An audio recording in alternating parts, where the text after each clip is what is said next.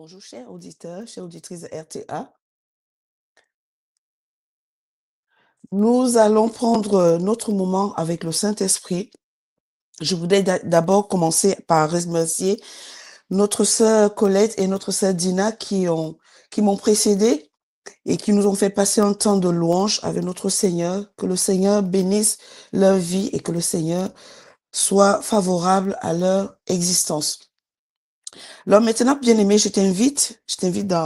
à prendre vraiment du temps et à te disposer pour ce moment que nous allons passer ensemble, ce moment que nous avons commencé il y a cela quelques années et nous continuons encore et nous continuerons encore.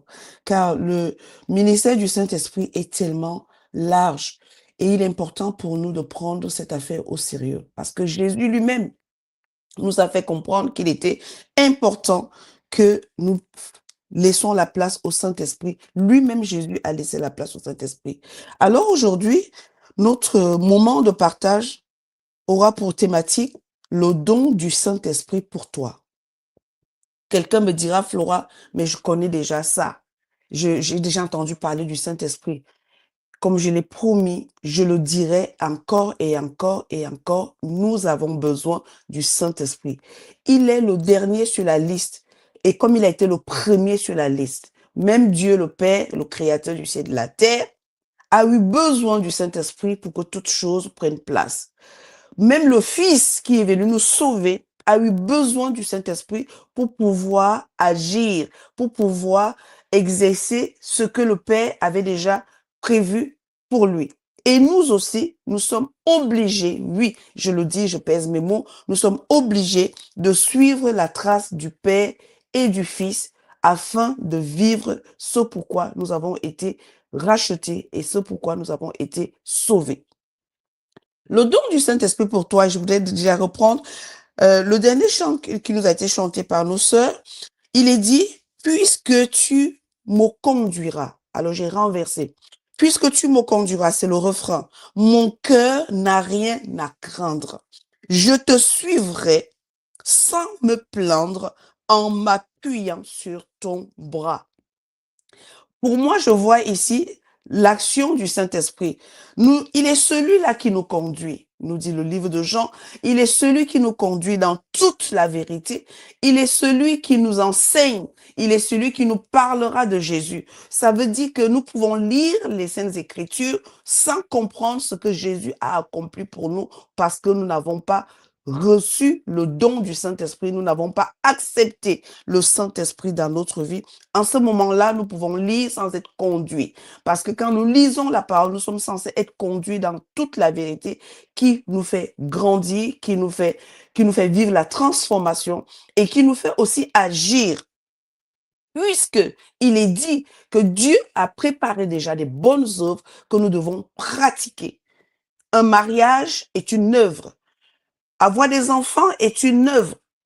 Être dans une société est une œuvre. Ça veut dire qu'à chaque fois que nous sommes à un endroit où nous sommes en train de vouloir poser un acte, Dieu avait déjà prévu des choses que nous devons pratiquer, que nous devons faire.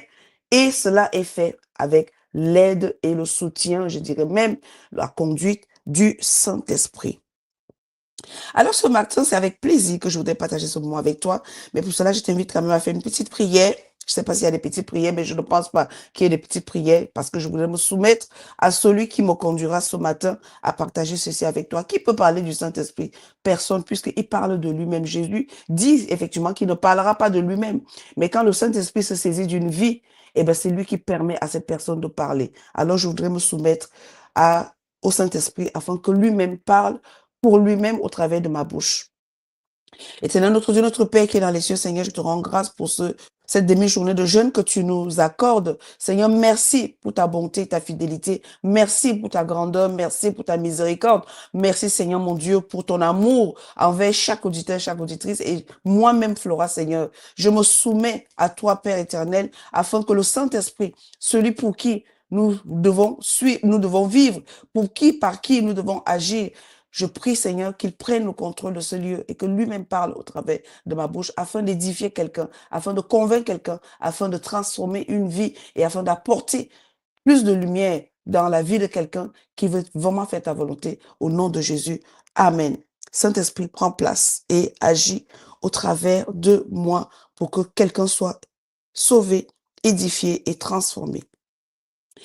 Le don du Saint-Esprit, nous voyons aujourd'hui, que nous allons partager aujourd'hui, est l'accomplissement de la promesse faite par Dieu au travers des prophètes de répandre son esprit sur tous les hommes. Tous les hommes, donc sans exception. Ce n'est pas une affaire que un groupe de personnes dira, et surtout dans le corps de Christ, dira non, cette affaire du Saint-Esprit, ce n'est pas, on n'a pas besoin de ça. Alors je vais dire dans ce temps de partage, comme toujours, celui qui se dit cela, je te donnerai quelque part quand je parlerai de mon témoignage par rapport au Saint-Esprit tout à l'heure, je te dirai à quoi, dans quel rang de personne tu corresponds, ou alors où est-ce que tu te trouves. Parce que cette affaire du Saint-Esprit, je voudrais dire à quelqu'un ce matin que c'est très important. Dans toute notre conduite, une conduite sans Saint-Esprit est une conduite de rébellion. Une conduite sans le Saint-Esprit est une conduite qui nous amène droit à faire tout ce que Dieu n'attend pas de nous. Une conduite sans le Saint-Esprit est une conduite où nous faisons des choses par notre chair et ça devient pénible. Dieu a répandu son esprit sur les hommes pour que ces hommes, effectivement des prophètes, pour que ceux-ci puissent apporter à d'autres la puissance et l'action du Saint-Esprit. Il a accompli de manière générale en l'envoyant à la Pentecôte et l'accomplit en particulier pour chaque personne qui se convertit en recevant le Saint-Esprit, en recevant, Jésus comme Seigneur et Sauveur personnel. C'est pour un but précis, pour une vie avec Dieu, pour une vie pour Dieu, pour une vie avec ceux qui aiment Dieu. Il y a certes plusieurs promesses, bien-aimées, dans la Bible. Il y a tellement de promesses. Et je ne suis pas venue te parler ici d'avoir une maison, la promesse de « je te bénirai, tu auras des enfants, tu auras un mari, tu auras une maison ». Non. J'ai toujours dit que pour moi, je suis convaincue de ce que Matthieu 6 dit. Toutes ces choses vous seront données par-dessus. Je suis convaincue que Dieu sait. Il sait que j'ai besoin d'argent. Il sait que j'ai besoin de me marier. Il sait que j'ai besoin d'une voiture pour me déplacer. Il le sait. Mais nous passons plus de temps à demander ce que Dieu nous a dit exactement de ne pas faire. Nous allons prier pour le frère pour qu'il trouve un travail. Nous allons prier pour la sœur pour qu'elle se marie. Parce que ça nous dérange, ça nous inquiète que la sœur soit encore célibataire. Mais nous n'allons pas nous inquiéter pour savoir si la sœur est remplie du Saint-Esprit. Si la sœur, Dieu peut l'utiliser.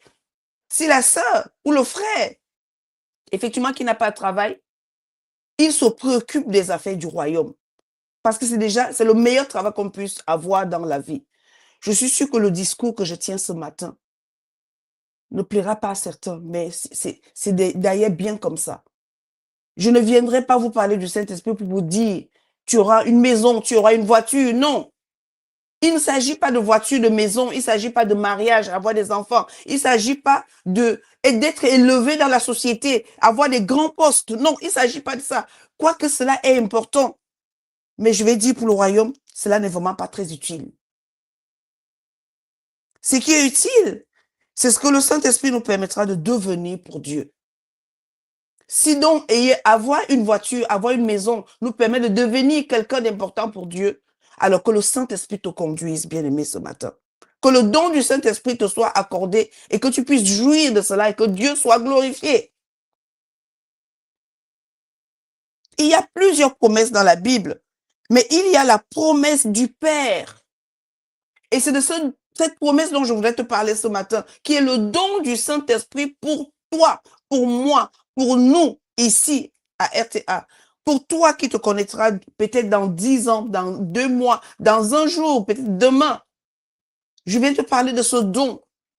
Ce don du Saint-Esprit qui est là pour d'abord nous amener à une vie qui glorifie Dieu. Et tout dépend de là où tu te trouves. Tu es marié, tu as des enfants, tu as un travail, tu n'as pas de travail. Dans tous les cas, le don du Saint-Esprit doit être utile pour tout un chacun qui a accepté Jésus comme son sauveur personnel et son Seigneur.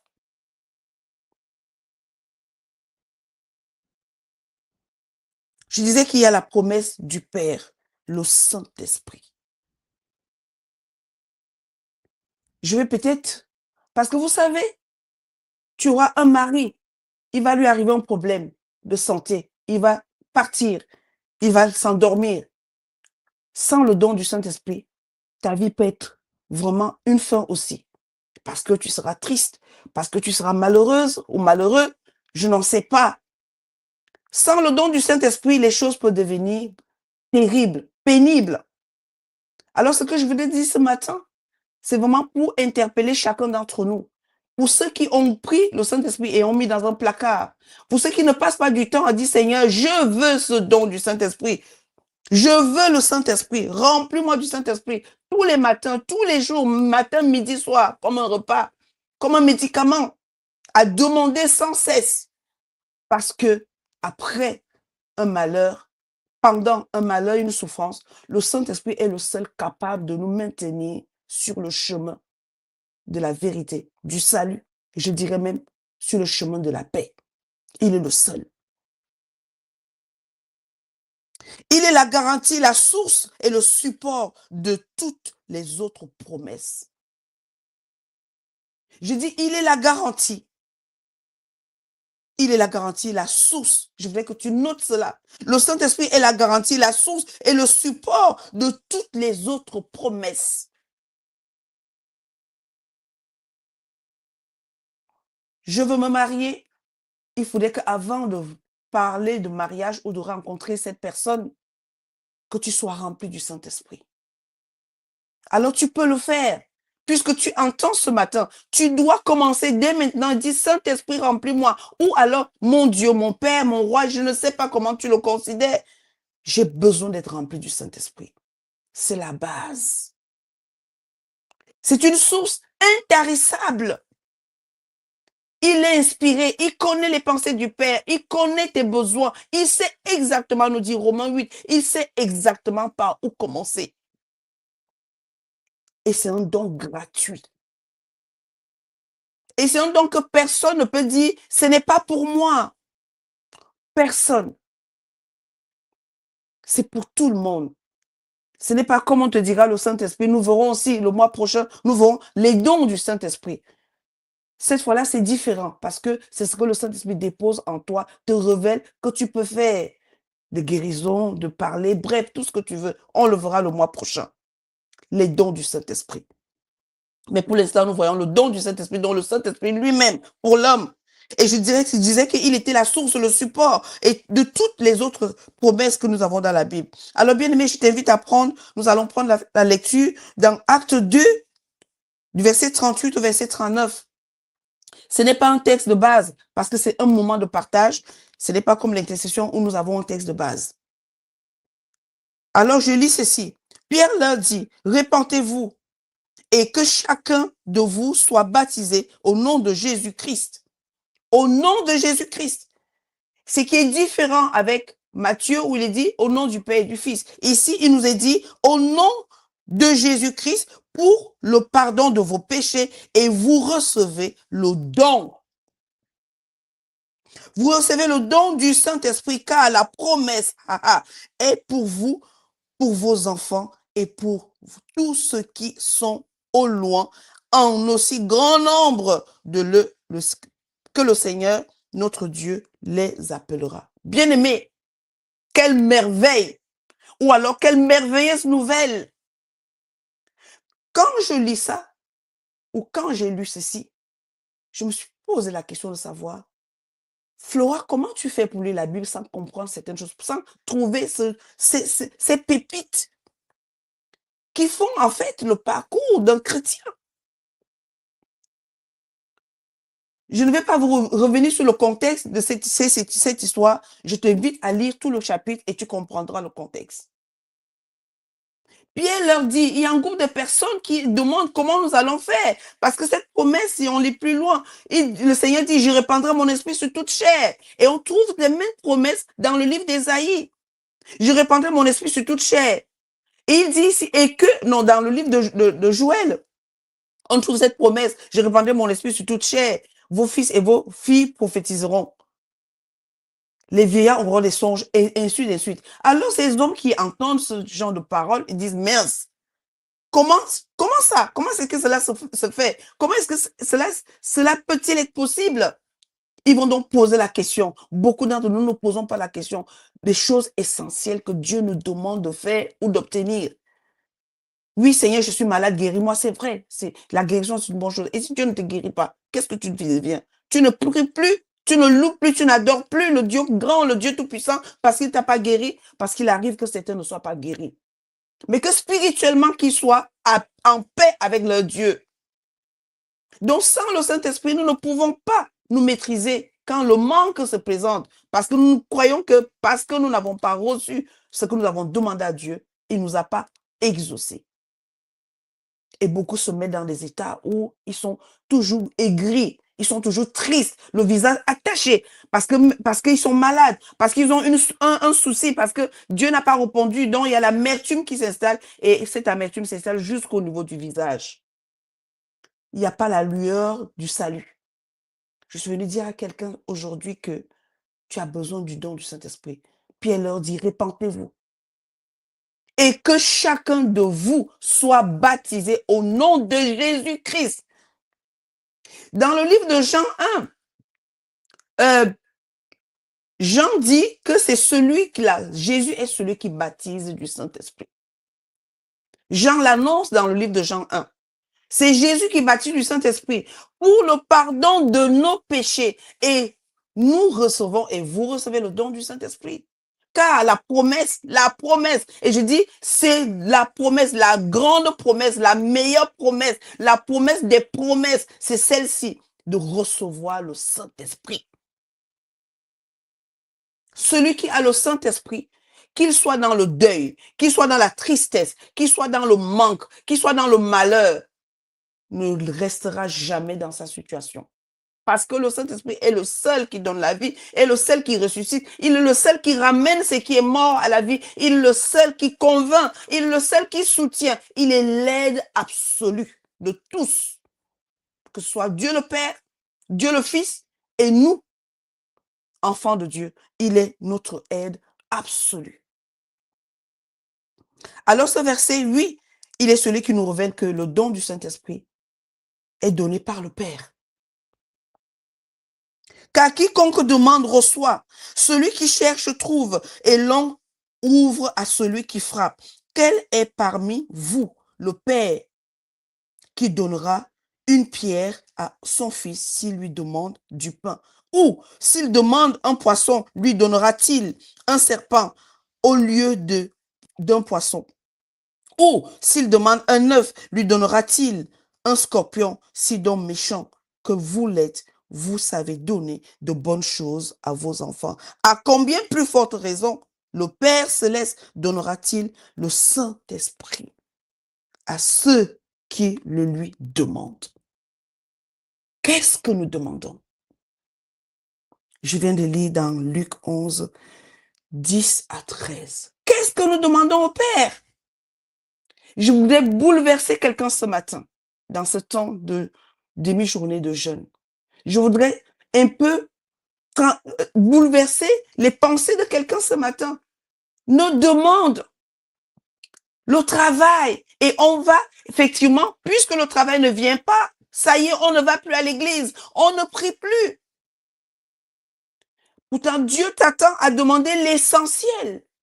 Parce que de toutes les façons, le Saint-Esprit est capable de te conduire dans ce travail que tu cherches depuis 3 ans, 4 ans, 5 ans, 6 ans. Il est capable. Il est capable. Parce que d'ailleurs, c'est son rôle. Parce qu'il sait exactement le travail que Dieu a pour toi. Et il connaît l'état de ton esprit. Il connaît l'état de ton cœur. Il connaît l'état de ton âme. Il connaît l'état de ta vie. Il sait exactement. Parce que Jérémie nous rappelle que Dieu a formé des... Il nous connaissait avant que nous soyons. Donc, si Dieu te connaissait, dans le connaissait, tout est à l'intérieur. Il savait que tu allais naître le 25 avril comme moi, sabbat prochain. Oui, sabbat prochain. Il savait que tu allais faire ceci, tu allais faire cela. Donc, il te connaissait. Et il a dit qu'il t'avait consacré. Est-ce pas le Saint-Esprit qui nous conduit à la consécration? Seigneur, consacre-moi. Seigneur, je te consacre ma vie. C'est le Saint-Esprit, puisque dans la consécration, il y a un style de vie, il y a une façon de parler, il y a une posture. Et le Saint-Esprit est le seul. Donc, celui qui néglige le don du Saint-Esprit, celui qui ne demande pas à Dieu de lui donner le Saint-Esprit, il y a de fortes chances que ce soit compliqué. Tu me diras, mais Flora, dans tous les cas, c'est compliqué. Mais bien sûr, quand tu es avec le Saint-Esprit, puisqu'il a pour rôle de te conduire, et que toi, ton désir ne sera pas de chercher seulement à posséder des choses qui vont périr, mais à posséder des choses qui ne périssent point. L'intelligence, la sagesse, la connaissance, la paix, la paix que Christ nous donne, la paix que le Saint-Esprit répand dans notre vie, l'amour de Dieu qui répand dans notre cœur ne peut pas nous quitter, peu importe les circonstances. Parce qu'il est le maître des temps et des circonstances. Il maîtrise toutes choses. Il est la promesse des promesses. Lui 11 nous dit donc que le Père donne à ceux qui demandent. Ce n'est pas une prière, c'est une demande. Seigneur, ce matin, je te remercie parce que tu m'as accordé le souffle de vie. Mais j'ai une demande à te faire, Père. Je te demande de me donner le Saint-Esprit. Tu l'as dit, je te demande. C'est une demande que nous pouvons faire tous les jours. Pourquoi? Pour être sûr que nous sommes couverts. C'est une couverture. On n'est pas seulement rempli, mais on est couvert, puisqu'on le trouve dans acte 2, verset 8. Acte 1, verset 8, pardon. On trouve qu'effectivement, il dit, vous serez revêtus. Une couverture. Vous serez revêtus du Saint-Esprit, une couverture. Nous avons besoin du don du Saint-Esprit. J'ai besoin du don du Saint-Esprit. Tu as besoin du don du Saint-Esprit. Peu importe la situation dans laquelle tu es aujourd'hui. Nous sommes le 19 avril 2026. Peu importe la situation dans laquelle tu es. Je suis venu, ce n'est pas que je suis en train de t'annoncer quelque chose de nouveau, mais je dis c'est une révélation. Tu as besoin du Saint-Esprit. Quiconque demande reçoit. Celui qui cherche trouve. Et l'on ouvre à celui qui frappe. Tu as besoin à cet instant. Je ne connais pas ta situation.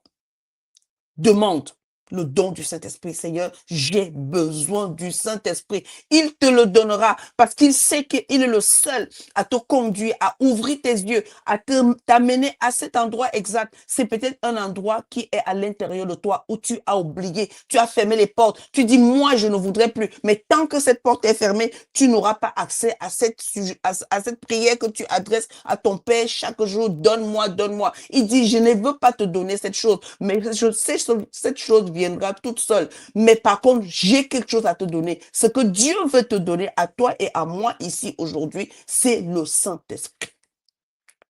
Dieu ne veut pas te donner une voiture, tu choisiras ta voiture parce que tu auras le choix. Dieu ne veut pas te donner un mari, tu auras le choix sur le mari que tu veux. Dieu ne veut pas te donner une épouse, tu auras le choix de l'épouse que tu veux selon celui qui est à l'intérieur de toi.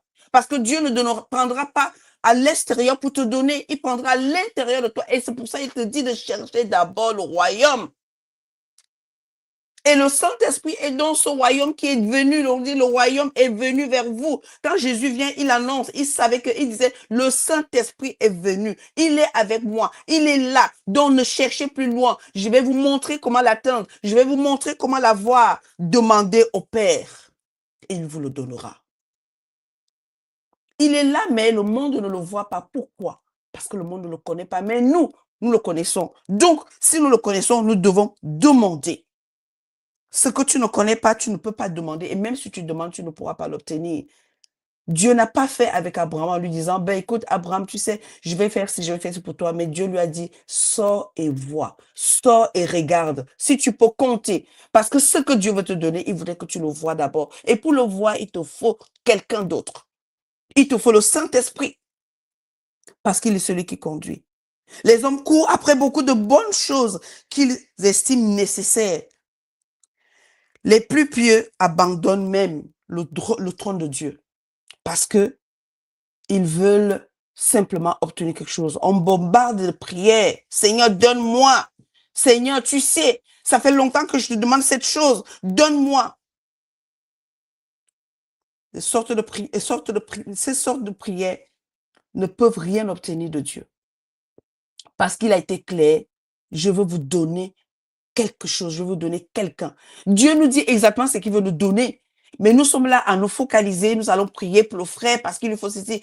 Prions pour que Dieu donne le Saint-Esprit à nos frères et sœurs. Prie pour que Dieu me donne le Saint-Esprit. Même si je l'ai demandé aujourd'hui, prie pour moi pour qu'il me le donne. Chaque jour, fais-le et tu verras. Tu verras les ossements de ta prière. Au lieu de prier au Seigneur de me donner un mari, au lieu de demander au Seigneur de me donner, de rendre mon ministère puissant, demande au Seigneur de me donner le Saint-Esprit. À chaque fois que tu penses à Flora, dis Seigneur, donne-lui le Saint-Esprit. Le Saint-Esprit, nous n'avons pas, il n'y a pas de limite à demander le Saint-Esprit. Chaque jour, même celui qui est déjà ouin a besoin d'être encore ouin. Parce qu'il faut constamment que nous soyons avec lui, une communion sans cesse, non-stop. Et puis, ce n'est pas pénible. Je vais dire, parce que quand tu vas demander quelque chose à Dieu que tu veux posséder, c'est difficile. Alors que si tu viens, tu dis, Seigneur, tu as dit que je dois te demander le Saint-Esprit.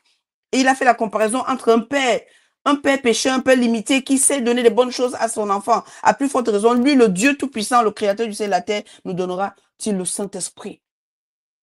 Bien-aimé, je supplie quelqu'un ici. Cette situation peut changer.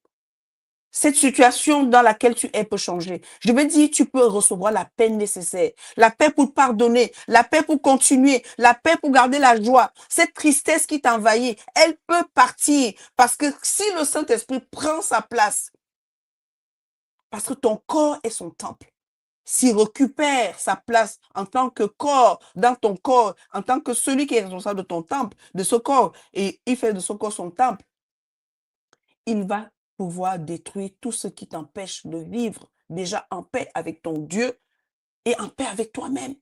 Et je dirais aussi en paix avec ton prochain. Je m'adresse à un foyer où il n'y a plus de paix. Remettez le Saint-Esprit à sa place. S'il y a un foyer où les deux sont chrétiens, prenez le Saint-Esprit comme étant celui qui est responsable de chaque corps. Et que si les deux, le Saint-Esprit est responsable de ces deux corps, bien aimé, je voudrais dire à quelqu'un ce matin, je dis ça avec assurance que c'est déjà une victoire. Les conflits seront limités. Oui, il y aura des situations, mais sauf que ce sera différent parce que les deux sont conduits par le Saint-Esprit. Le manque de pardon n'a pas sa place. Le mépris n'a pas sa place. Les insultes n'ont pas leur place. Le ridicule n'a pas sa place. Parce que nous ne nous appartenons pas, ni monsieur, ni madame, ni le frère, ni la sœur. Et nous allons montrer à nos enfants que nos corps ne sont pas conduits par nous-mêmes, mais par un être qui est merveilleux, le Saint-Esprit. Alors ne venons pas devant le trône de la grâce bombarder Dieu avec des demandes que nous savons bien que cela ne pourra pas aboutir. Et nous sommes prêts à témoigner. Oui, j'avais besoin d'une voiture. J'ai un témoignage. J'avais besoin d'une voiture. Dieu me l'a donnée. C'est obligé que tu aies une voiture selon les besoins que tu as en face de toi.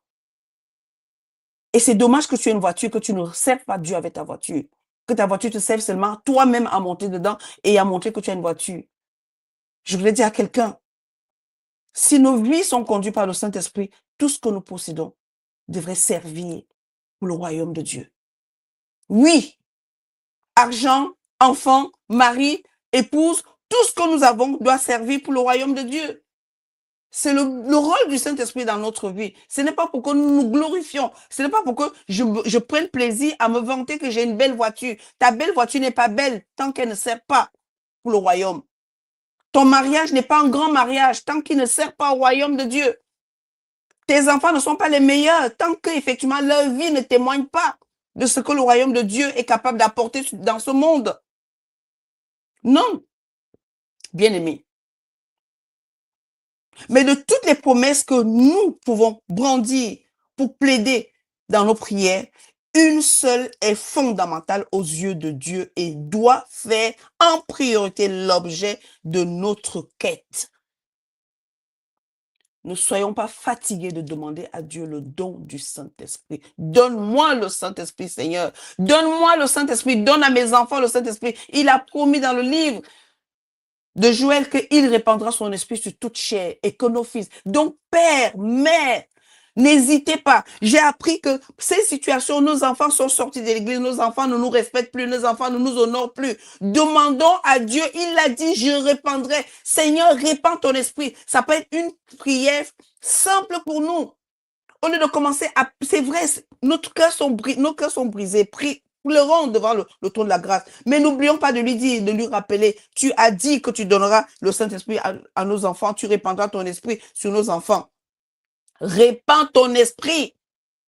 Répands ton esprit sur ma fille, répands ton esprit sur mon fils, répands ton esprit sur mes petits-enfants, répands ton esprit sur mon époux, répands ton esprit sur mon épouse, répands ton esprit sur mon frère. Mais bien aimé, il y a tellement de prières simples que nous pouvons faire, des prières qui sont pour nous et c'est les mêmes prières que nous faisons pour les autres. La prière nous rapproche de Dieu. Alors, si la prière nous rapproche de Dieu, qu'est-ce que Dieu nous a dit de demander? Qu'est-ce que Dieu ne veut pas que nous demandions? Pourquoi nous faisons le contraire de ce que Dieu nous demande? Parce que nous avons mis le Saint-Esprit de côté. Romains 8, 26 nous rappelle qu'il est notre aide en prière. Parce qu'il connaît ce qu'il y a dans le cœur de Dieu. Parce qu'il sait quels sont nos besoins. Et notre besoin, c'est de la voir lui. Lui qui connaît les pensées de Dieu, lui qui peut nous révéler les pensées de Dieu. J'entends quelqu'un dire, mais Flora, c'est parce que tu ne traverses pas les moments difficiles. Si, je les traverse. Mais le seul qui me permet que même si je suis en train de mourir, de dire, je ne mourrai pas. Et quand je dis je ne mourrai pas, c'est que je me lève et je vais vers les autres pour leur dire, c'est moi qui vais vers les autres pour leur dire, bonjour, comment vas-tu? J'oublie mon cas parce qu'il y a un qui me fait comprendre que tant que je suis avec toi, tant que tu gardes ta relation avec moi, tu ne mourras pas effectivement. Mourir n'est pas seulement d'aller dans la tombe. Mourir, c'est aussi de s'effacer et de ne plus faire acte de présence auprès des autres. Ou alors être auprès des autres et ne plus manifester la joie de vivre. Avec le Saint-Esprit, nous ne pouvons pas vivre dans la tristesse. Peu importe ce que nous traversons, puisqu'il est notre paix. Il est notre calme, il est notre tranquillité. Ce don est important, bien-aimé. Je le dis vraiment avec force. Même si mon cœur ne me permet pas de parler plus fort que ça, j'aimerais bien crier pour que tu entendes. Pour expérimenter plus de la puissance de Dieu et pour vaincre dans nos circonstances, il nous faut le Saint-Esprit. Nous avons besoin de quelque chose de plus puissant que nos pensées limitées, nos stratégies et nos raisonnements humains. Pour tout surmonter, nous avons besoin de quelqu'un de plus puissant que nous. Le Saint-Esprit. Jésus lui-même a eu besoin de lui. Le Père lui-même. Il nous a dit à la création, l'Esprit se mouvait. Pourquoi on ne peut pas nous dire Dieu créa et puis on s'arrête là, Dieu a dit que telle chose. Mais on nous rappelle qu'il y a quelqu'un qui était là. Dieu lui-même fonctionne avec lui. Le Fils fonctionne avec lui. Bien aimé, pourquoi toi et moi, nous ne pouvons pas fonctionner avec le Saint-Esprit? D'ailleurs, nous voyons bien que fonctionner sans le Saint-Esprit nous mène à une vie. Vous savez, le salut. J'ai compris que quand on est sauvé, quand on a été sauvé de quelque chose, on ne peut plus manifester la tristesse. Ça me fait tellement mal quand on parle du salut, un peuple sauvé, un peuple racheté, mais on voit des visages, je vois des visages tristes. J'entends des langages qui ne rassurent pas. Je vois des attitudes qui ne révèlent pas le salut. Ceux qui ne sont pas sauvés, ils ont une fausse joie. Mais nous qui sommes sauvés, nous devons avoir une joie, une joie que nous n'achetons pas. Une joie qui ne provient pas de notre statut dans la société. Une joie qui ne provient pas de notre compte en banque.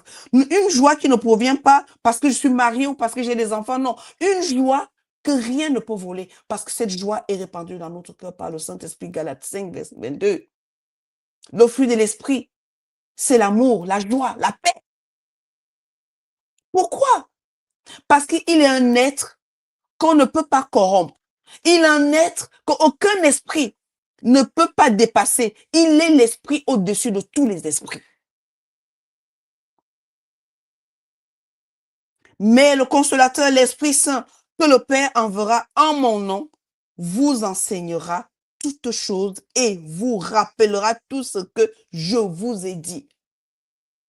Je connais toute la Bible par cœur. Oui, j'ai déjà lu ce passage-là. Oui, je connais ça. Oui, mais j'ai déjà entendu ça. Mais sauf que tu n'as pas compris ce que ce passage disait. Tu n'as pas compris ce que ce psaume voulait dire. Tu n'as pas compris. Tu le récites, c'est bien. Mais ce psaume a une clé de ta situation. Est-ce que tu le sais? Et ce psaume est même en train de te dire que la situation dans laquelle tu es responsable de cela. Est-ce que tu le sais? Parce que le Saint-Esprit n'est pas ta priorité. Parce que le Saint-Esprit n'est pas celui que tu lui demandes, mais est-ce que je comprends ce que je suis en train de lire? Alors, bien aimé, si le Saint-Esprit est celui-là qui console, si le Saint-Esprit est celui-là qui nous révèle, qui nous enseigne, que faisons-nous quand nous lisons la parole de Dieu? Que faisons-nous quand nous lisons les Saintes Écritures? Qui nous conduit dans cette affaire-là? Notre chair ou notre intelligence ou notre propre raisonnement? Après sa résurrection, le Seigneur Jésus-Christ apparut à plusieurs reprises.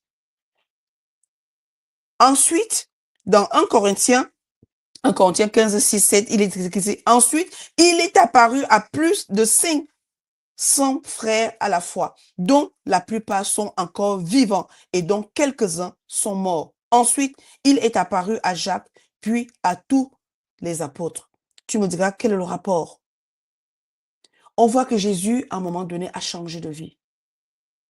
Il peut apparaître et disparaître. Parce que le Saint-Esprit nous donne la capacité de ne pas être dans certains endroits où il y a des scandales. Je le disais tout à l'heure, il a la capacité de nous éviter à tomber dans le péché. Il est le seul à pouvoir nous donner la capacité de vivre dans l'abstinence, de nous maîtriser, bien sûr, face à une colère, face à une situation compliquée. Il est le seul. Alors, cher foyer qui m'écoute ici, le Saint-Esprit est le seul à pouvoir aider un homme à se maîtriser. Le Saint-Esprit est le seul à pouvoir aider une femme à se maîtriser. Au lieu d'être une femme querelleuse, il est le seul à pouvoir te maintenir en te faisant comprendre. Il est le seul à te convaincre que tu sais ce qui arrive à ton mari pour qu'il te parle comme ça. C'est parce que l'ennemi est entré. Alors, écoute, sois douce, sois calme. Et il est le seul à pouvoir dire au mari, non, non, non, ne parle pas comme ça violemment à ton épouse. Parce que ce qui arrive à ton épouse, c'est parce que l'ennemi est entré. Mais prie pour elle. J'entends quelqu'un dire, mais Flora, tu penses que c'est facile. Mais c'est normal. Parce que tu as décidé de vivre la rébellion, de devenir rebelle. Rebelle, résister à Dieu. Au lieu de résister à l'ennemi, tu résistes à Dieu. Parce que résister à Dieu, c'est refuser la présence du Saint-Esprit.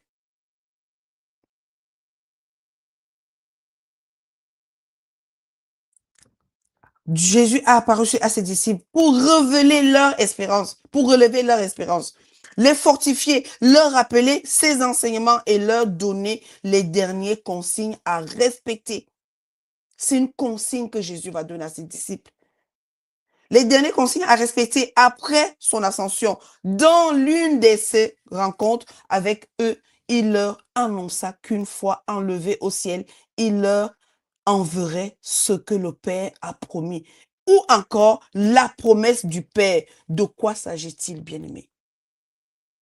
De quoi s'agit-il? Comment Jésus est en train il est ressuscité, il doit partir, mais il va donner il va quand même dire à ses disciples, j'ai quelque chose à vous dire. En fait, tout le temps que j'ai passé avec vous, je crois que je vous ai pas dit une chose plus importante que celle que je vais vous dire. Alors maintenant, je vous dis la chose la plus importante. Je m'en vais, mais je dois vous dire, c'est parce que si je ne vous dis pas cela, je ne vous prépare pas pour ma seconde venue. Je ne vous prépare pas pour la fin. Je ne vous prépare pas pour la vie que vous allez mener pour Dieu sur terre. Bien-aimé, ça veut dire que sans le don du Saint-Esprit, nos vies ne peuvent pas glorifier le nom de Dieu. Est-ce que quelqu'un m'entend?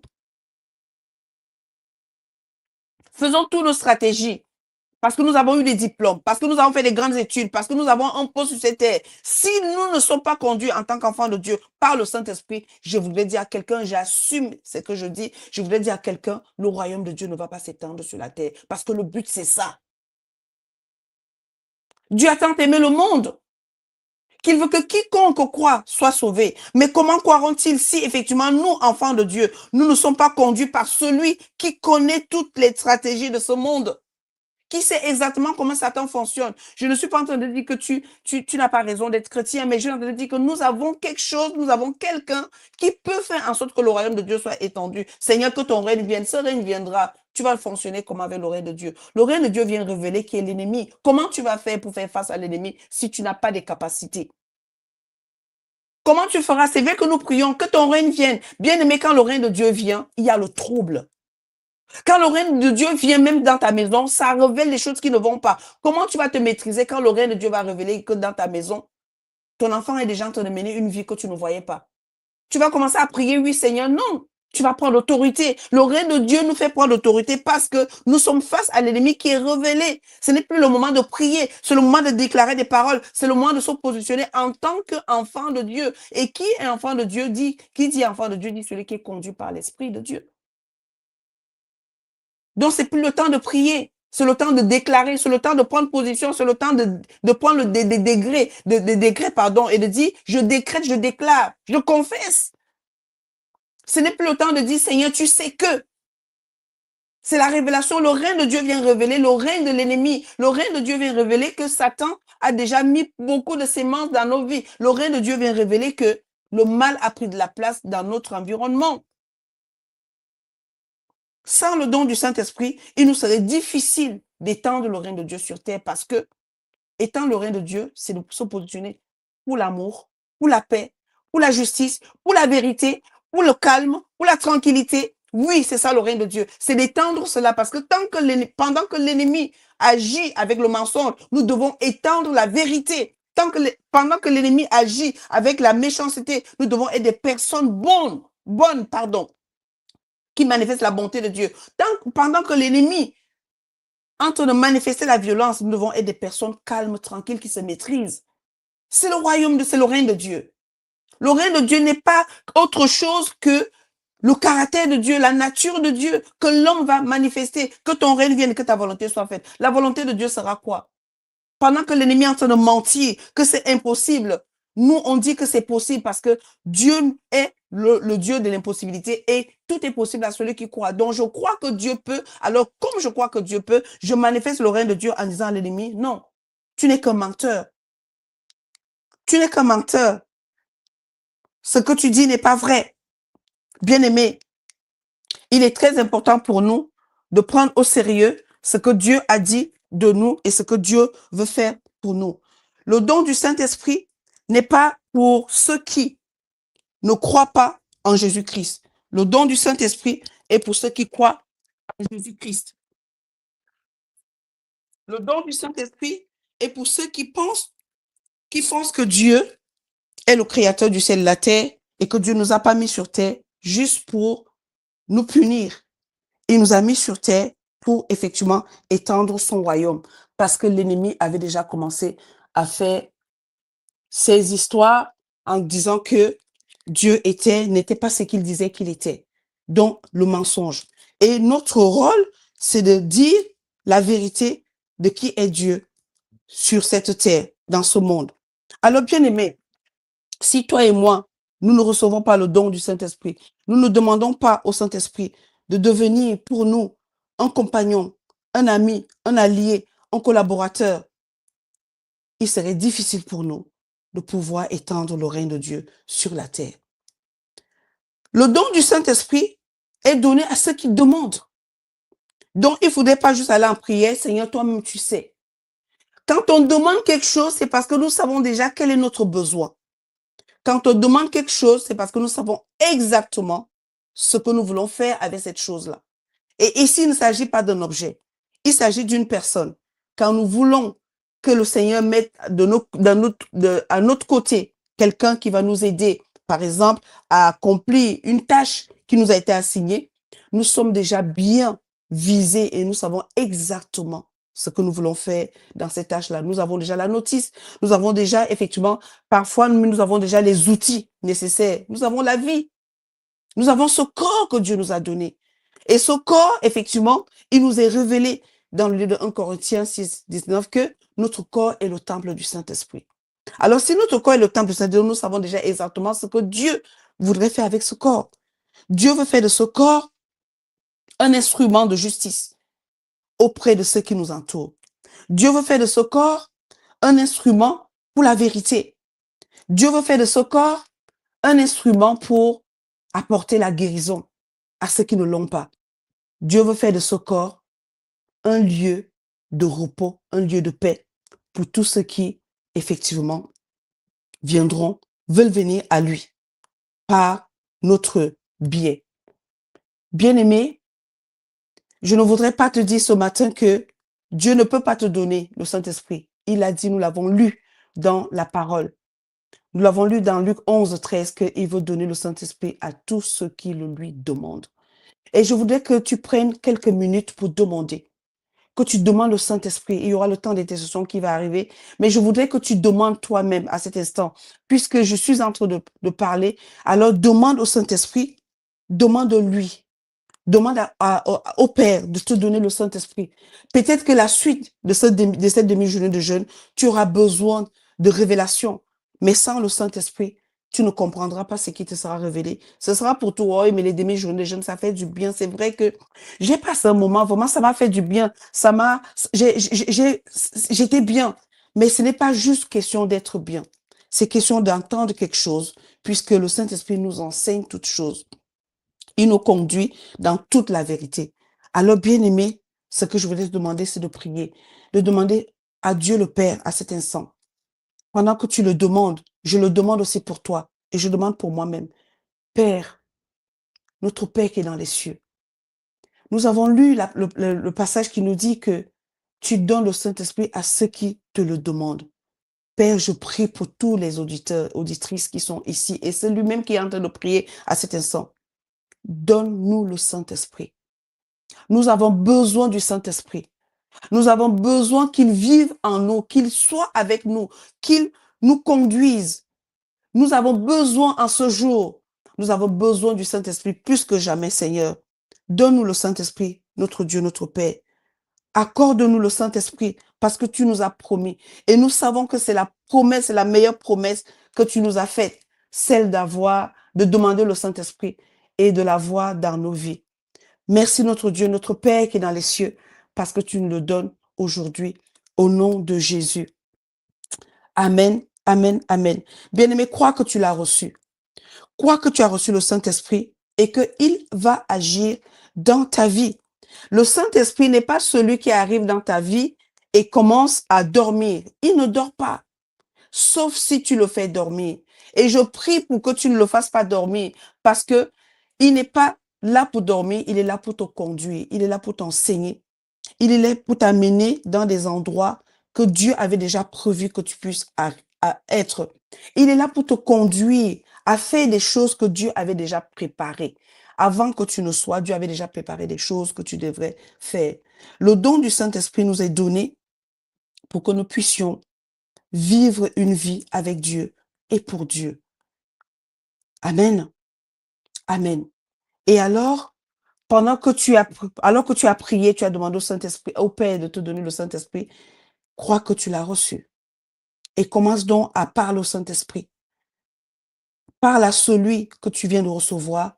Demande-lui de te conduire. Demande-lui de te montrer ces choses que tu ne connais pas. Demande-lui de te révéler, quand tu lis la parole, les choses que tu dois comprendre. Demande-lui et n'hésite surtout pas. Demande-lui tout ce dont tu veux connaître, tout ce dont tu veux savoir, parce que c'est son rôle de te conduire dans toute la vérité. C'est son rôle de t'enseigner. C'est son rôle de te dire ce que Jésus a accompli pour toi à la croix de Golgotha. C'est son rôle. Et il ne va jamais, jamais te décevoir parce que il est obéissant. Il obéit au principe. Il obéit au principe divin et il est celui-là qui, effectivement, ne va jamais te conduire là où Dieu ne voudrait pas que tu sois. Amen. Alors, bien-aimé, je disais que pour expérimenter plus de puissance de Dieu et pour vaincre dans nos circonstances, Et nous avons besoin de quelque chose de plus puissant que nos pensées limitées, nos stratégies et nos raisonnements. Alors nous avons lu dans Jean 14, verset 26, que le Consolateur, l'Esprit Saint, que le Père nous enverra. Ensuite, nous avons lu dans 1 Corinthiens 15, verset 6 à 7. Effectivement, l'apparition de Jésus à ses disciples et à d'autres personnes.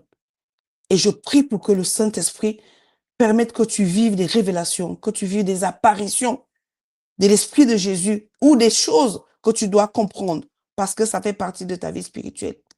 Cependant, je vous dis la vérité, il vous est avantageux que je m'en aille, car si je ne m'en vais pas, le Consolateur ne viendra pas vers vous. Mais si je m'en vais, je vous l'enverrai. C'est Jean 16, verset 7, c'est Jésus qui parle. Il s'agissait du Saint-Esprit. Le Seigneur Jésus l'appelle la promesse du Père. Jésus appelle la promesse du Père, le Saint-Esprit, parce que il sait que cette promesse est la seule promesse qui change la vie d'un homme et l'amène à une dimension que Dieu a prévue. Ce n'est pas ton salaire en banque, ce n'est pas ton salaire, ce n'est pas ta position dans ce monde, ce n'est pas la famille que tu as, ce n'est pas ça. Ce qui te donne un positionnement dans le royaume de Dieu, c'est ta capacité de laisser le Saint-Esprit te conduire.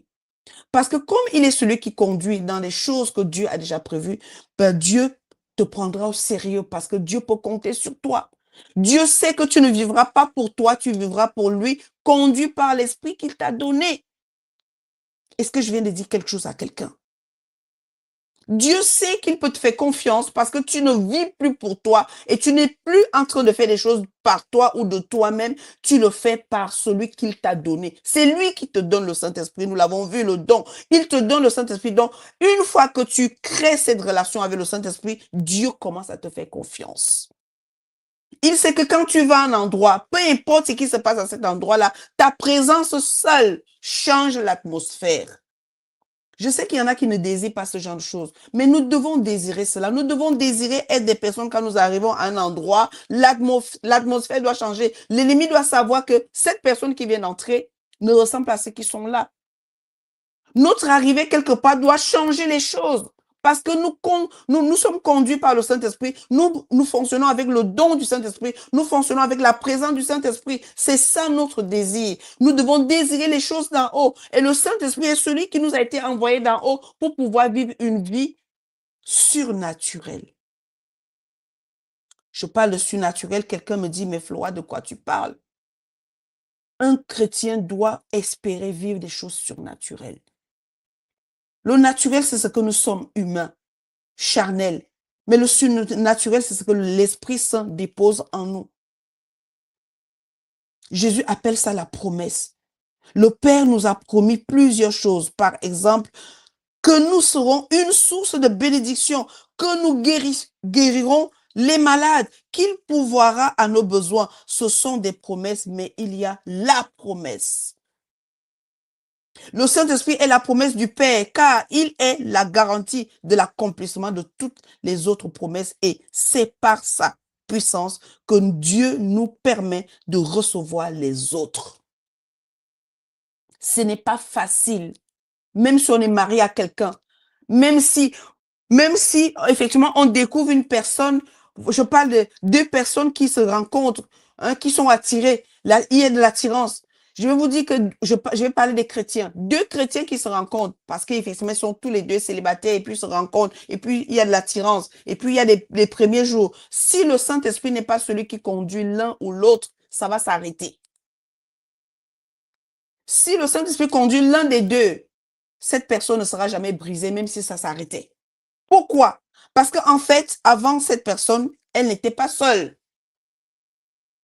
Je voudrais aussi m'adresser au foyer. Ça s'arrête, on va jusqu'au divorce parce qu'effectivement, le Saint-Esprit n'a jamais été là. Il n'a jamais été le conducteur, il n'a jamais été le consolateur, il n'a jamais été la lumière, il n'a jamais été le révélateur de ce qui se passait dans cette affaire-là. Quand il est le responsable d'une relation, quand il est le responsable d'un ministère, quand il est le responsable d'un département, quand il est le responsable d'une église, quand il est le responsable, bien aimé, il se passe des choses qui accomplissent la volonté de Dieu.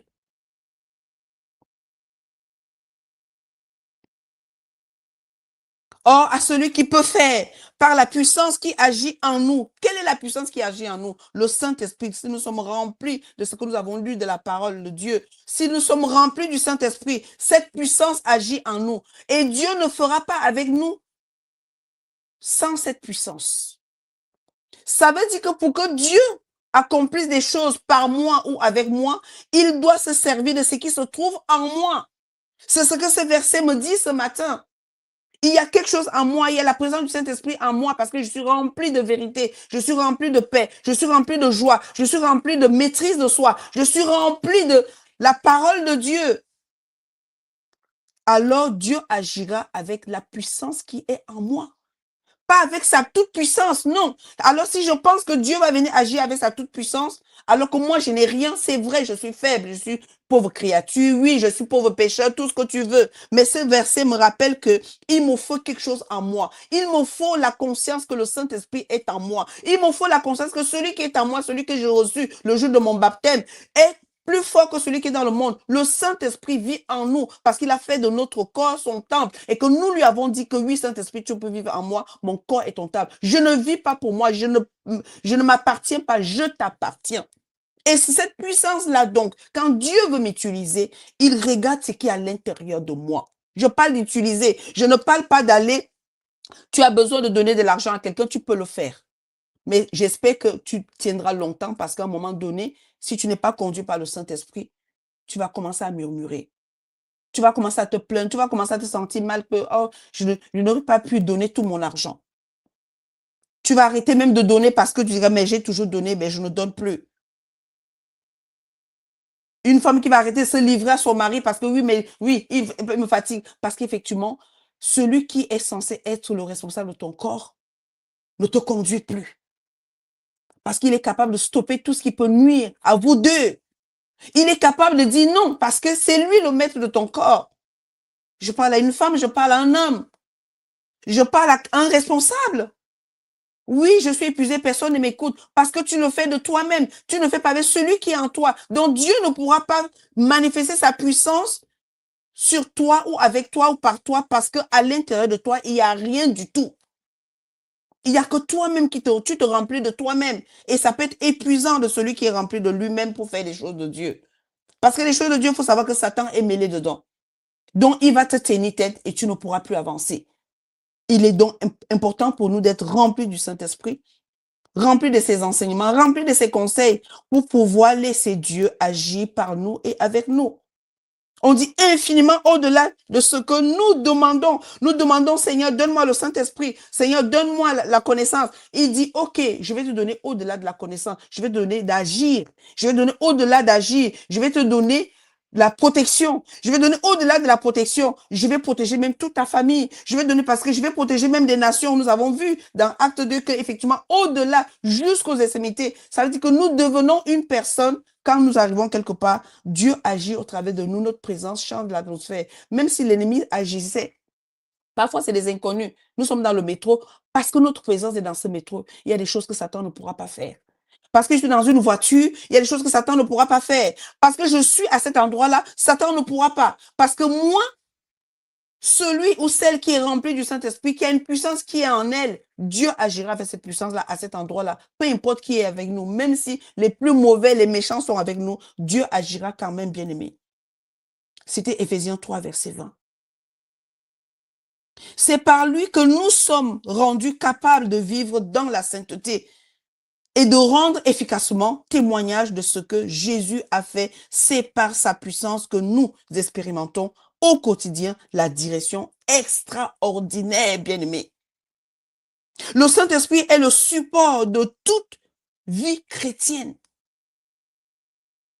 Je dis le Saint-Esprit est le support de toute vie chrétienne alors que Jésus est la fondation de l'Église. Je vais dire quelque chose qui peut choquer plusieurs, mais je l'assume.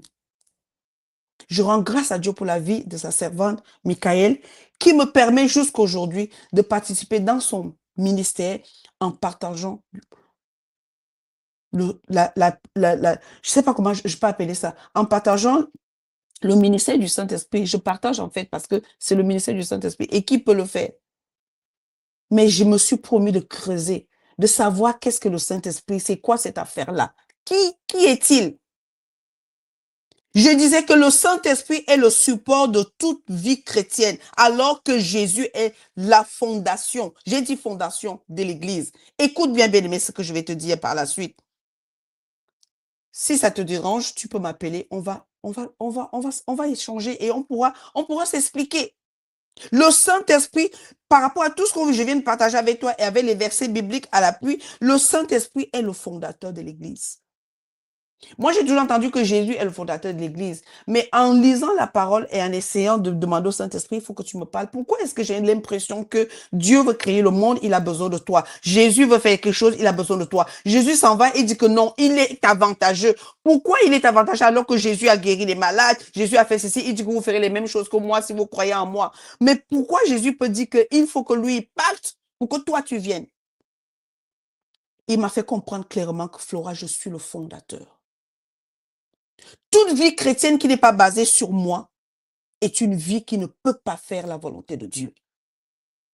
Et je sais que beaucoup vont dire, oui, mais Flora, est-ce au point pour qui? Non, bien aimé, pour rien du tout. Je dis rien, je dis pas personne, pour rien du tout. Parce que ma propre vie même sur terre, si vraiment je devais me comparer à d'autres personnes de mon âge, des femmes autour de moi, des membres de ma famille, ma vie n'est rien du tout. Rien. J'ai rien que je puisse dire à quelqu'un, tiens, si j'ai ça, même pas mon propre fils, je peux rien lui dire. Je peux pas lui dire, tiens, ça, c'est ton héritage. La seule héritage que j'ai, le seul, pardon, héritage que j'ai, c'est ça. Le Saint-Esprit. Pouvoir le laisser à mes enfants, mes petits-enfants, dire, Saint-Esprit, je te laisse ma famille, je te donne ma famille, parce que tu es celui qui peut nous faire vivre, que ce soit dans la richesse ou dans la pauvreté, à garder la tête sur les épaules, à garder la paix, à ne jamais perdre sa paix, même dans la maladie, dans la souffrance, dans le deuil. Il est le seul à pouvoir nous faire vivre dans la paix, même quand tout va mal, même quand tout le monde nous abandonne. Il est le seul, même quand nous sommes trahis, il est le seul à pouvoir nous faire vivre une vie sans s'arrêter. Je dis donc qu'il est le fondateur de l'Église. Je peux le redire, le Saint-Esprit est le fondateur de l'Église. Il n'y a ni Église, ni vie chrétienne sans Saint-Esprit. Seigneur, je dis qu'il n'y a ni Église, ni vie chrétienne sans Saint-Esprit. Avec conviction et assurance. J'ai souvent entendu des soi-disant serviteurs de Dieu. Ce n'est pas un mépris, ce n'est pas une moquerie, mais c'est ma pensée. Et je la partage. J'accepte les reproches, j'accepte la critique, j'accepte tout. J'ai entendu certains serviteurs de Dieu dire, se moquer du Saint-Esprit, le mépriser ou l'ignorer devant leurs fidèles.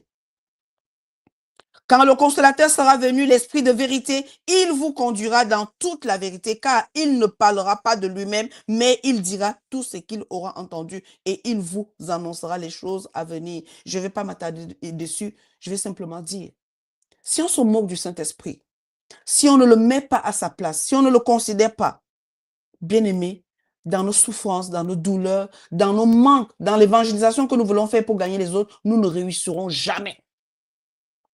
Si avant d'aller parler à quelqu'un, je ne prends pas le temps de demander au Saint-Esprit, Saint-Esprit, qu'est-ce que je dois faire, qu'est-ce que je dois dire, comment je dois faire, comment je dois me comporter, nous allons détruire la personne en face de nous, même pour donner quelque chose que nous croyons que nous faisons du bien. Nous pouvons aider quelqu'un que Dieu a décidé de ne pas donner certaines choses. Et nous allons lui donner, en donnant à cette personne, que ce soit de l'argent, que ce soit une voiture, que ce soit une maison, nous sommes en train de contrecarrer la volonté de Dieu et nous sommes en train de détruire cette personne. Le Saint-Esprit est celui capable de nous faire comprendre dans quel état ou dans quel moment nous devons aider parce qu'il nous fait accomplir ce que Dieu avait déjà prévu. Nous avons détruit certains membres de nos familles en leur donnant certaines choses alors que Dieu ne nous avait pas demandé de donner parce que Dieu voulait travailler dans leur caractère. Même dans le corps du Christ, il y a encore des menteurs, des voleurs, des manipulateurs, des manipulatrices. Il y en a encore. Ce n'est pas parce qu'ils sont faibles, mais parce qu'ils sont dans le processus de transformation. Mais certains d'entre nous, nous allons leur donner des choses, surtout le matériel. ils vont se dire, mais de toutes les façons que je prie, que je ne prie pas, Dieu répond à mes prières. Parce que beaucoup pensent qu'avoir une voiture, obtenir une maison, obtenir un mariage, c'est simplement ce que Dieu veut leur donner. Non, bien-aimé, tu te trompes. Dieu ne veut pas te donner qu'un mari, il ne veut pas te donner qu'une voiture, il ne veut pas te donner qu'un travail. Dieu veut te donner un caractère, il veut te donner un nom, enfant de Dieu, parce qu'il est le Père. Et il veut te donner un nom qui correspond à qui il est, un nom qui reflète qui il est. Dans le corps du Christ, nous vivons encore avec des démons. Nous côtoyons des démons, nous dormons avec les démons, nous mangeons avec eux. Pourquoi? Parce que celui qui est censé prendre sa place dans nos vies, on l'a oublié, on l'a négligé. Et nous continuons à œuvrer pour Satan étant dans le corps du Christ. À détruire certains, à mépriser, à ridiculiser, à trahir, à voler, à manipuler. Parce que nous avons oublié celui qui convainc, celui qui nous dit non, stop, ce n'est pas bon, parce que je suis là. Tu ne peux pas faire cette chose pendant que je suis là. Bien-aimés, réveillons-nous et recevons le don du Saint-Esprit et agissons avec lui, par lui et pour lui. Pour que lui, il nous amène à accomplir ce que Dieu a préparé pour nous. Le Saint-Esprit, trop souvent mis de côté. Dans ma marche chrétienne, j'ai déjà été reprise plusieurs fois, bien-aimée. J'ai compté 5 fois. 5 fois où ça a été fort. Où j'ai entendu les gens clairement. L'on me demandait, arrête Flora de parler du Saint-Esprit. Arrête Flora de parler du Saint-Esprit. Parce que en parlant du Saint-Esprit, tu empêches d'autres de connaître Dieu avec ton histoire de Saint-Esprit. Alors, bien-aimé, mercredi, j'étais dans les transports. Et je relisais Acte 2 pour voir effectivement si le Saint-Esprit allait encore m'enseigner sur certaines choses que j'allais partager avec toi ce matin. Et j'entendais le Saint-Esprit me dire ceci. Il me disait, et ça m'a fait rire, et je ris encore à cet instant, il me disait ceci, tu continues à parler de moi parce que je t'aime. Et ceux qui ne m'aiment pas ne peuvent pas te comprendre. Ce sont des œuvres d'iniquité, car vous ne pouvez dire appartenir à l'Église et rejeter celui qui en fait la vie. Wow! Et là, à cet instant-là, quand il me dit que ce sont les œuvres d'iniquité, vous ne pouvez dire appartenir à une Église et rejeter celui qui en fait la vie. Méfiez-vous, méfie-toi. Il me dit, méfie-toi d'eux. Et là, mon rire s'est arrêté. Je suis sûre que le voisin qui était en face de moi dans le métro mercredi, il était 9 h pratiquement, il s'est dit, mais la femme là, elle est folle, elle rigole. Et là, j'avais un visage serré quand il me dit, c'est les œuvres d'iniquité, les mauvaises pensées. Quand on entend iniquité, tout de suite, on doit voir que c'est les mauvaises pensées. C'est les pensées qui ne sont pas alignées aux pensées de Dieu. Comme il dit dans Ésaïe 55, vos pensées ne sont pas mes pensées. Et quand le Saint-Esprit m'a dit, il me dit, méfie-toi d'eux. Il m'a ramené en arrière pour me faire comprendre que tu te souviens à chaque fois qu'on t'avait dit, mais tu continues quand même, parce que c'est une histoire d'amour. Avec le Saint-Esprit, c'est une histoire d'amour. Il faut l'aimer. Bien-aimé, le Saint-Esprit peut te faire vivre des choses extraordinaires. Il peut te montrer un flash, la personne que tu vas rencontrer dans quelques minutes, comment elle sera habillée. En fait, pour te faire comprendre que je suis avec toi, il va te le montrer. Mais sauf que quand tu verras cette personne, tu seras rassuré. Parce que le Saint-Esprit avait déjà montré comment la personne était habillée. Le Saint-Esprit peut te montrer que telle personne, dans ton esprit, tu vois une personne, un membre de ta famille, et quelques secondes après, la personne t'appelle. Il t'a déjà préparé que je suis avec toi. Écoute ce qu'elle va te dire, mais ne t'inquiète pas. Je suis au contrôle. Il ne va jamais te laisser t'enfoncer dans une situation sans t'avoir prévenu. Le Saint-Esprit est capable de dire à une jeune femme, à un jeune homme, va dans cette relation, mais ne t'attache pas, parce que je veux juste travailler avec cette personne qui est en face de toi. Il te dira pas d'attachement. Donc, il t'a prévenu. Maintenant, tout ce que tu feras dans cette relation, ne te dis pas, j'ai trouvé l'homme de ma destinée, j'ai trouvé la femme de ma destinée. Il t'a dit, ne t'attache pas, parce qu'il veut simplement à toi maintenant de lui demander, pourquoi tu ne veux pas que je m'attache? Il va te dire, je veux juste travailler avec cette personne et je vais utiliser ta vie pour que cette personne prenne conscience que Dieu l'aime. Si je dis à quelqu'un que le Saint-Esprit, le don du Saint-Esprit est important dans ta vie, c'est parce que je sais. Et je sais que sans lui, la vie chrétienne n'aura pas de sens. Sans lui, l'Église n'est pas l'Église. Sans lui, l'Église ne sera pas une Église qui représente Christ. Non, ce ne sera pas l'épouse de Christ. L'Église sera un club. Un club, je le dis. Où effectivement les gens se prennent la tête, tel n'a pas facile, tel n'a pas d'ici. En fait, c'est une vie de querelle, une vie de dispute, une vie de critique, une vie où les systèmes qui sont mis en place ne glorifient pas Dieu. On ne peut pas vouloir décider que telle personne va prendre un poste et puis on parle en disant mais elle est comme ci, elle est comme ça, elle est ceci. Et puis on pense que Dieu va approuver ce que nous allons faire par la suite.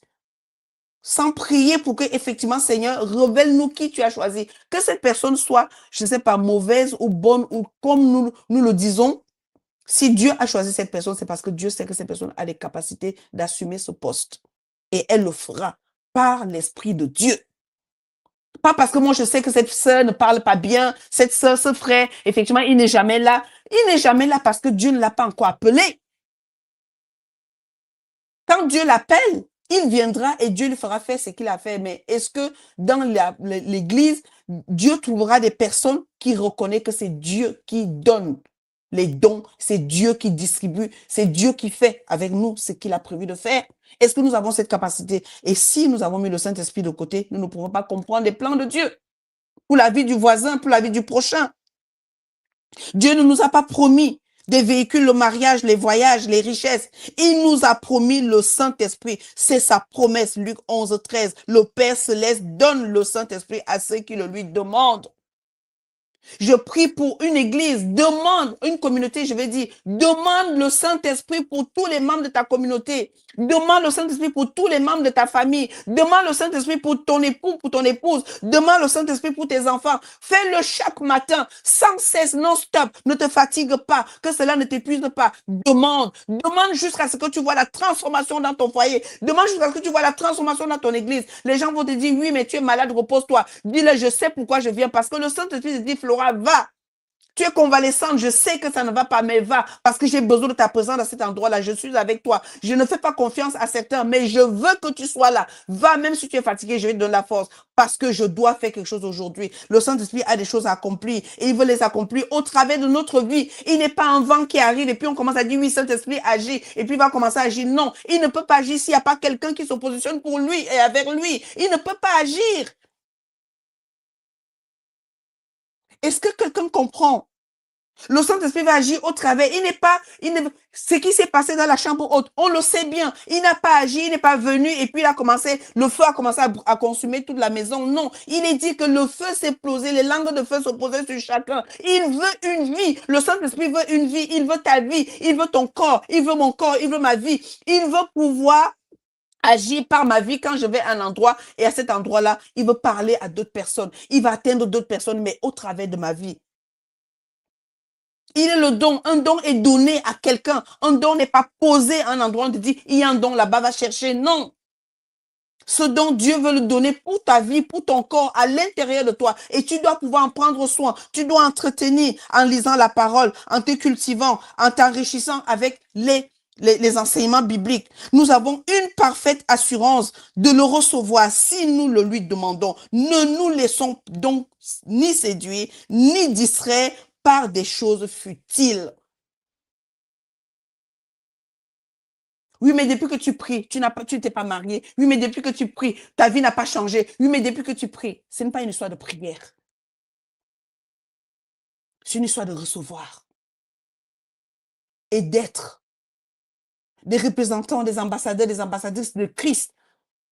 C'est une histoire d'être. Nous sommes enfants de Dieu. Nous sommes enfants de Dieu et Dieu a le meilleur pour nous. C'est le don du Saint-Esprit. Demandons à Dieu de nous remplir de son esprit.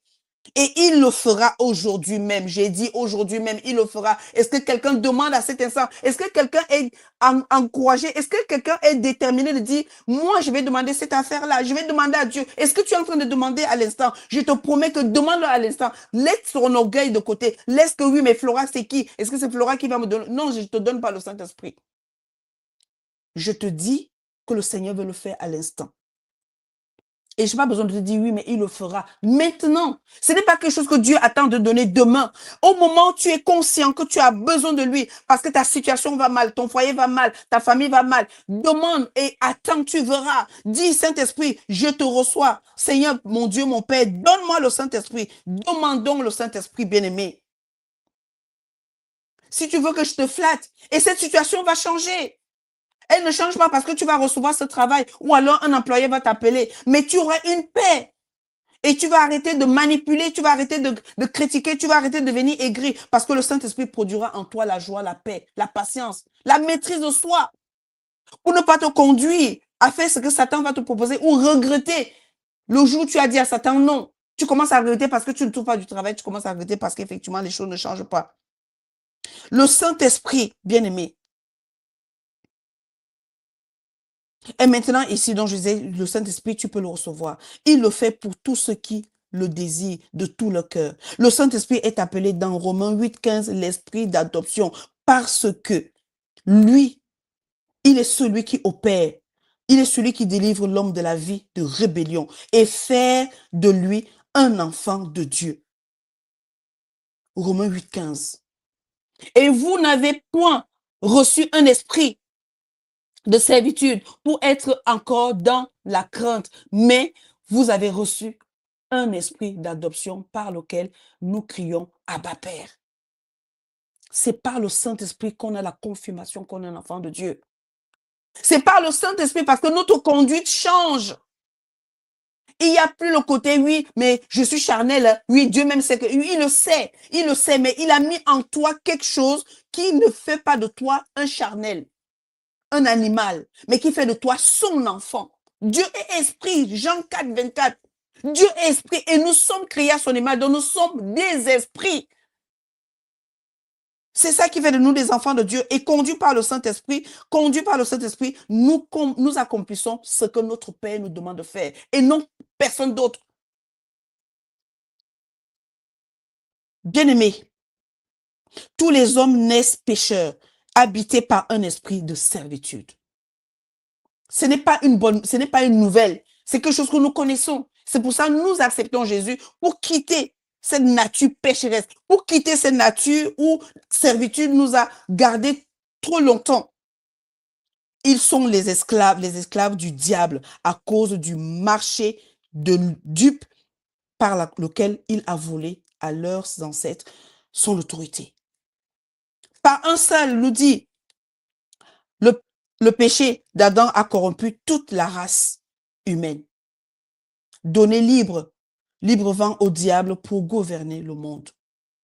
Le Saint-Esprit vient sur notre nature limitée pour accomplir ce que nous serions incapables de faire par nous-mêmes. Lorsque nous recevons le Saint-Esprit, il libère le naturel de Dieu, les dons de l'Esprit, la voix de Dieu. Nous verrons le mois prochain les dons de l'Esprit. Il est sans crédit. Et je dirais même, il est sans contredire que nous avons tous besoin de lui. Si quelqu'un me dit, je n'ai pas besoin du Saint-Esprit, je ne vais pas te dire le contraire, c'est ton choix.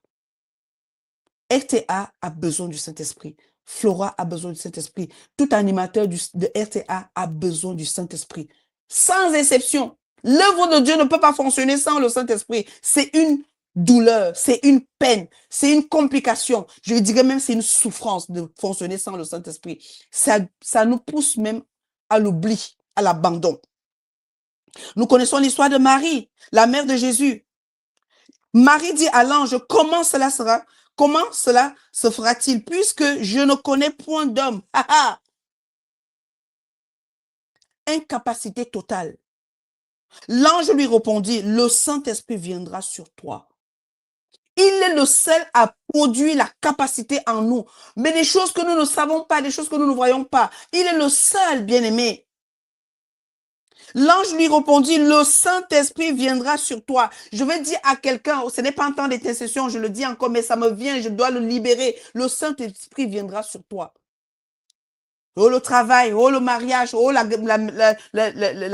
maladie, oh, le Saint-Esprit viendra sur toi. Peu importe l'incapacité dans laquelle tu te trouves à l'instant où tu entends le son de ma voix. Je parle pour le Saint-Esprit et je parle par le Saint-Esprit. Je parle pour lui. C'est lui qui parle, mais au travers de ma bouche.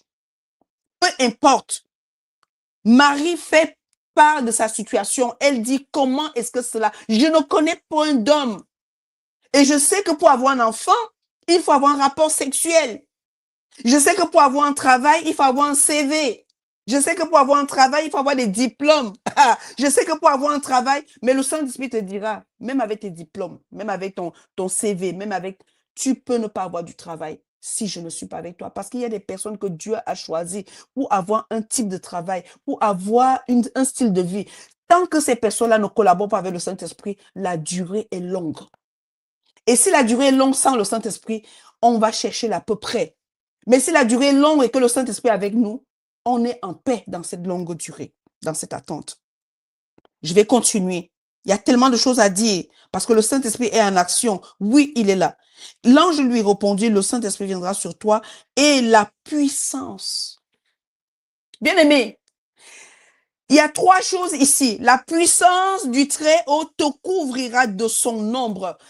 Tout à l'heure, on a vu dans Éphésiens, la puissance qui agit en nous, Éphésiens 3:20, la puissance qui agit en nous. Ici, on a ces trois choses. Marie accepte, elle converse avec l'ange. Elle lui dit ce qu'elle sait, que en moi là, moi je suis vierge. Je ne connais pas d'homme. Dans ton histoire d'enfant là, comment cela est-il possible? Mais quand l'ange voit le cœur de Marie, il voit la disponibilité. Alors, il va lui dire comment ça va se passer. Sans la disponibilité de laisser le Saint-Esprit nous conduire, Dieu ne peut pas agir par nous. Il lui dit que le Très-Haut, la puissance du Très-Haut te couvrira. Pourquoi? Parce qu'à l'intérieur de Marie, il y a quelque chose qui va permettre à Dieu d'agir. Un, elle est vierge, et de deux, elle est prête à laisser Dieu l'utiliser, à laisser Dieu se servir de sa vie. Toi, tu ne laisses pas Dieu te servir de ta vie dans ton foyer, dans chaque aspect, chaque domaine de ta vie. Et tu penses qu'il va faire quoi? Et certains même parmi nous, nous faisons pire. Pendant que Dieu veut voir s'il y a quelque chose en nous, nous sommes là en train de poser encore des actes qui attristent le Saint-Esprit.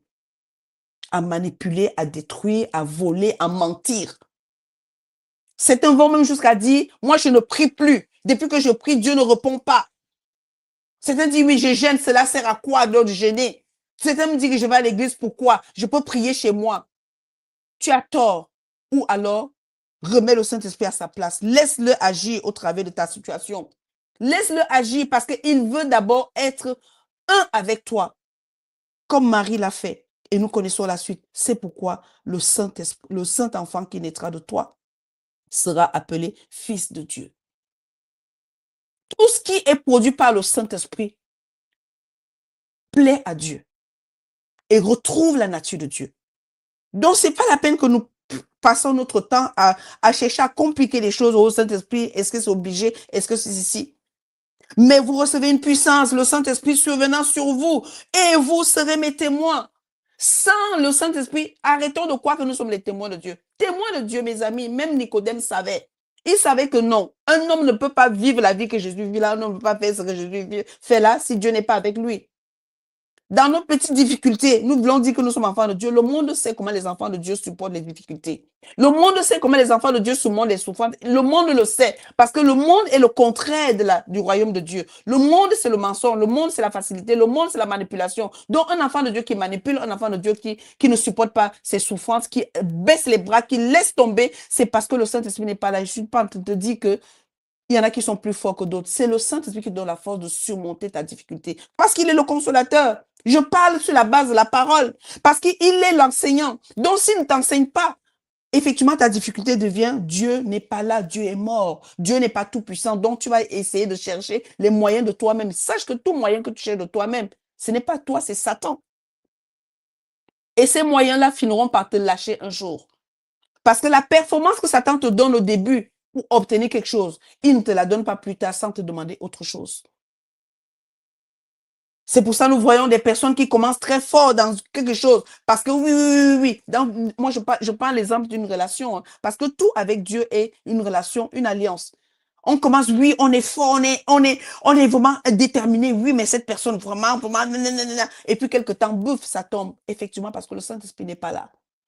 Si le Saint-Esprit est celui qui t'a connecté à une personne, tu ne te déconnecteras jamais parce que c'est lui qui t'a connecté, donc c'est lui qui te maintient pour que l'affaire continue. Alors, j'invite tout le monde aujourd'hui qui écoute le son de ma voix de réclamer le don du Saint-Esprit, de faire en sorte que nos vies, ta vie devienne un témoignage parce que le don du Saint-Esprit, le but, c'est de faire de toi un témoin pour Dieu. Il dit, vous serez mes témoins.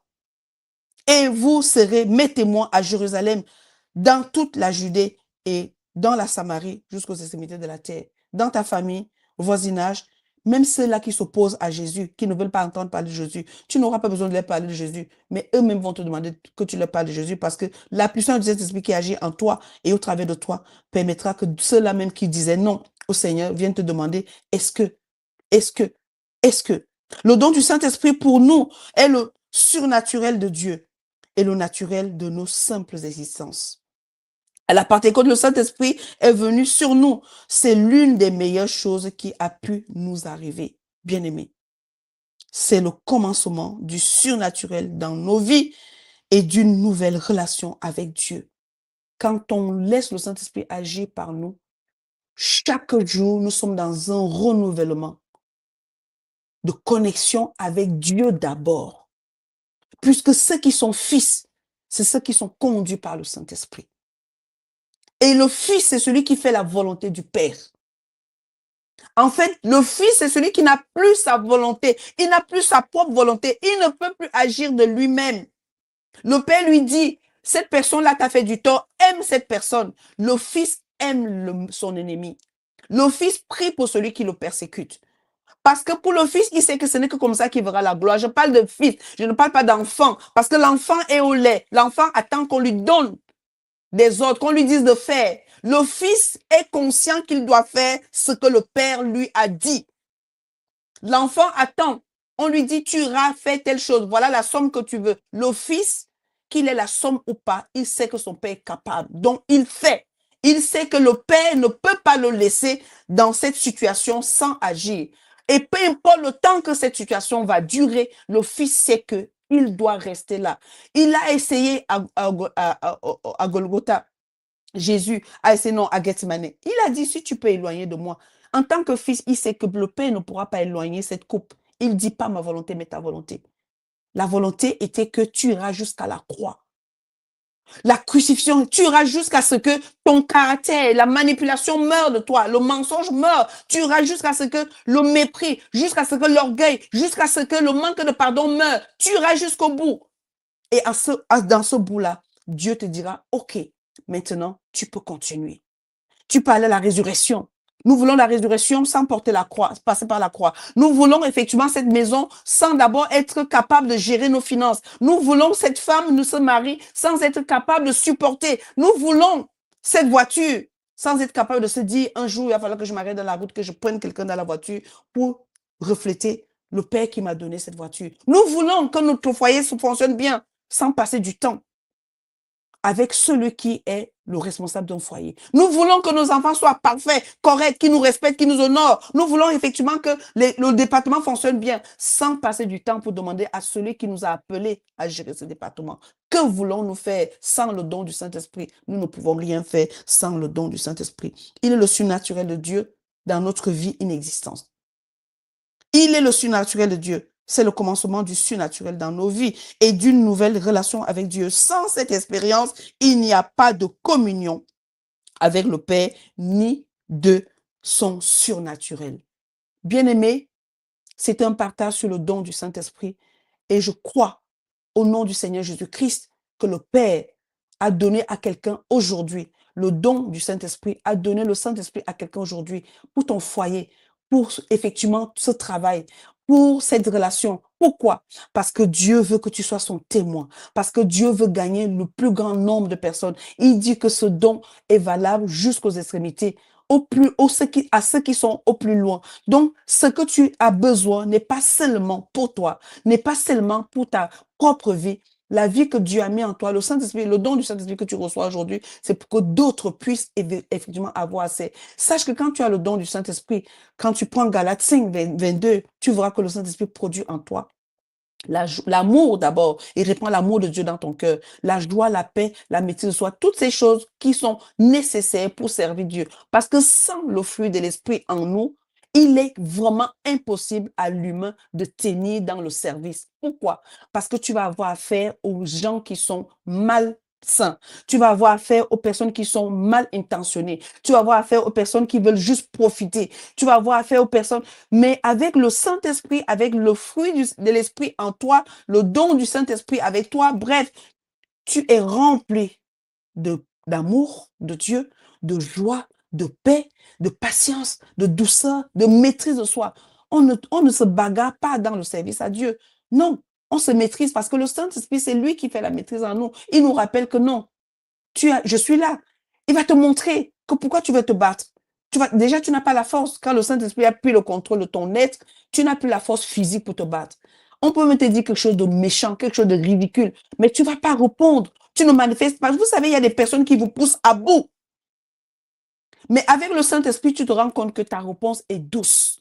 Ta réponse est raisonnable. Pendant que l'autre s'échauffe pour te faire comprendre que oui, pourquoi tu m'as dit ça, pourquoi tu sais, pourquoi cela, tu lui fais comprendre que non. Je t'ai dit ça parce que une réponse douce qui guérit et qui calme. Que le Seigneur nous bénisse, que le Seigneur soit béni et que le don du Saint-Esprit que tu as reçu aujourd'hui, bien-aimé, puisse commencer à agir avec toi, par toi et pour la gloire de Dieu. Et que quand Jésus reviendra, qu'il trouve une femme, un homme, une famille, un foyer qui est en train d'agir par la foi et non par la vue. Que le Seigneur bénisse son œuvre et que la suite de ce programme, d'ailleurs, ce sera avec notre sœur Noélie qui va encore nous partager un temps de témoignage de son parcours. Et je bénis le Seigneur pour sa vie. Noélie, à toi la parole, que le Saint-Esprit soit avec toi, qui te conduise afin que d'autres personnes, par ton témoignage, puissent être impactées puissamment. Parce que c'est ça le but. Et j'apprécie ce que le Seigneur fait au travers de ta vie.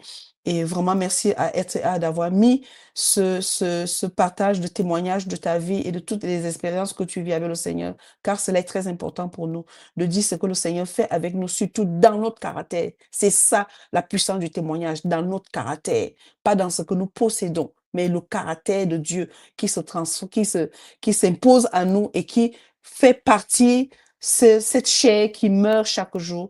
Alors, Noélie, tu es bénie et que le Seigneur soit avec toi pour la suite.